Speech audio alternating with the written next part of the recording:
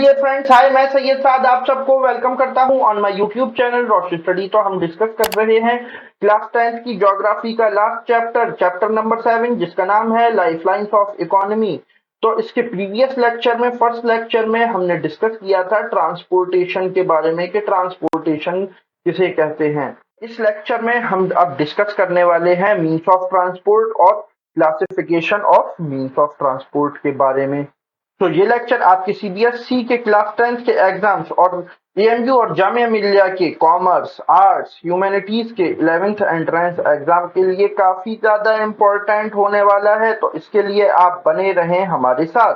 But ये lecture start करने से पहले हमेशा की तरह आप लोगों के लिए एक क्वेश्चन, और आपका सवाल है कि बीआरओ की फुल फॉर्म क्या होती है। इसके लिए आपके ऑप्शंस हैं border roads organisation, B broader region organisation, C border religion organisation, या फिर D none of the above. Comment section आपका है, इसका राइट आंसर वहां पर लिखो। हमेशा की तरह इसका सही आंसर मैं आपको बताऊंगा इस लेक्चर के लास्ट में। तो चलिए हम स्टार्ट करते हैं आज का अपना topic. So stay with us because there is a lot to know, a lot to discuss.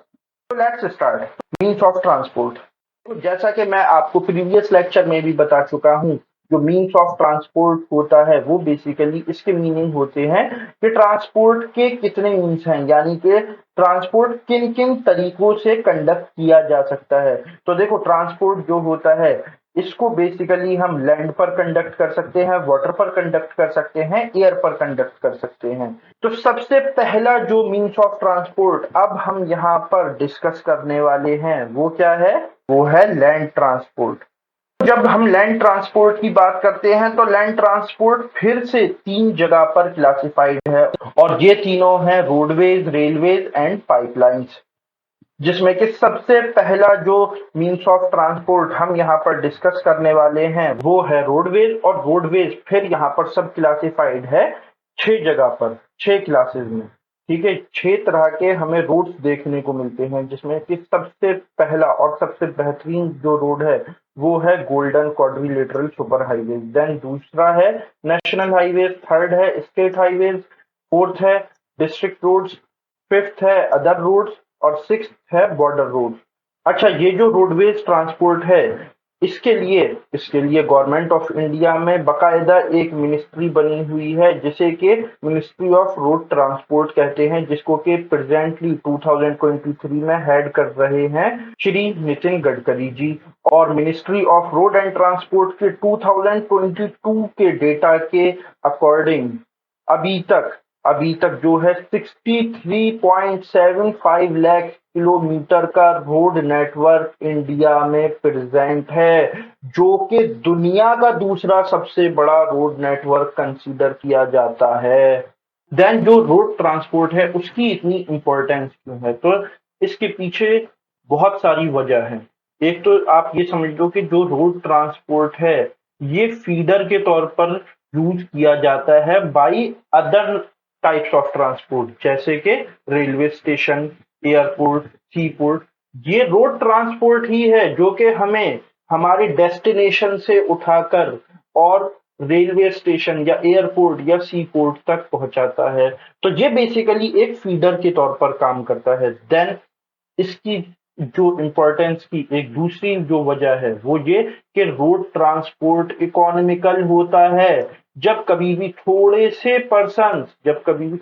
लोग ट्रेवल कर रहे होते हैं, ठीक है, और उनके साथ मान लिए कुछ सामान भी है और उन्हें शॉर्ट डिस्टेंस कवर करना है, तो उसके लिए उन्हें ज्यादा आसानी और ज्यादा सस्ता पड़ता है रोड ट्रांसपोर्ट। ठीक है, देन जो रोड ट्रांसपोर्ट है इसकी कॉस्ट ऑफ कंस्ट्रक्शन बहुत बहुत कम है, किसी भी रेलवे लाइन के बिछाने से या किसी भी सी पोर्ट के बनाने से या फिर किसी भी एयरपोर्ट के बनाने से।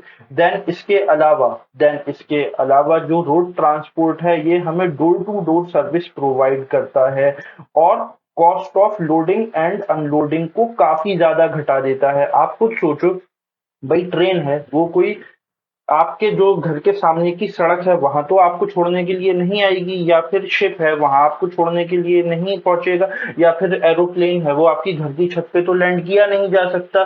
ठीक है ना? तो इस पर्पस को बेहतरीन तरीके से जो हल करता है वो हल करता है रोड ट्रांसपोर्ट। देन इसके अलावा रोड ट्रांसपोर्ट का एक और फायदा ये भी है कि रोड ट्रांसपोर्ट वेरियस टोपोग्राफीज में, वेरियस टेरेन्स में, जैसे कि चाहे वो डेजर्ट हो या प्लेन हो या माउंटेनस रीजन हो, इसको वहां पर इजिली फैलाया जा सकता है। वहां पर इसको और दूसरे ट्रांसपोर्टेशन सिस्टम्स के मुकाबले इजिली वहां पर इंस्टॉल किया जा सकता है।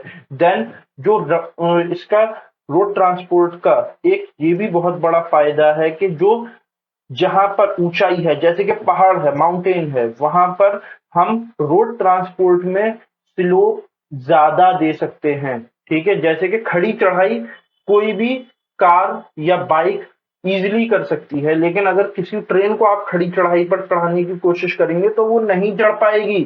ठीक है ना? तो इस वजह से भी इस वजह से भी जो रोडवेज है इसकी इंपॉर्टेंस बढ़ जाती है। अच्छा, रोडवेज जो है ये बहुत इंपॉर्टेंट तो है, लेकिन इसके साथ भी कुछ शॉर्टकमिंग्स हैं। जैसे कि आप शहरों के अंदर देखेंगे कि जो रोडवेज है ये काफी कंजेस्टेड मिलेगा। आए दिन आपको जाम की प्रॉब्लम या फिर बहुत ज्यादा कंजेशन की, ट्रैफिक कंजेशन की प्रॉब्लम देखने को मिलती है, खास करके बड़े बड़े शहरों में, जैसे कि दिल्ली है, मुंबई है, बैंगलोर, कोलकाता, जो भी बड़े शहर हैं। अब तो नाउ मेरे शहर में भी, अलीगढ़ में भी, यहाँ पर रोड कंजेशन की, जो ट्रैफिक कंजेशन की प्रॉब्लम है ये बहुत ज्यादा बढ़ती जा रही है। देन जो रोड्स होते हैं ये अक्सर बारिश के सीजन में यूज के काबिल ही नहीं रहते। ठीक है, तो जिसकी वजह से रोड्स की यहाँ पर हमें जो एडिकेसी रेट है वो यहाँ पर प्रॉपर नहीं मिलता है। ठीक है, देन बहुत सारी जगह पर जो ब्रिजेस हैं, जो पुलिया वगैरह बनी हुई हैं, वो पुराने जमाने में बनवाई थी, अंग्रेजों ने बनवाई थी, वो उस टाइम की जो रिक्वायरमेंट्स थी उनके हिसाब से वो डिजाइन किया गया था। बट नाउ अब आकर बहुत सारे रोड्स, बहुत सारे ब्रिजेस, बहुत सारी पुलिया जो हैं वो पतली हैं। ठीक है, उनको चौड़ा करना बहुत ज्यादा जरूरी हो गया है।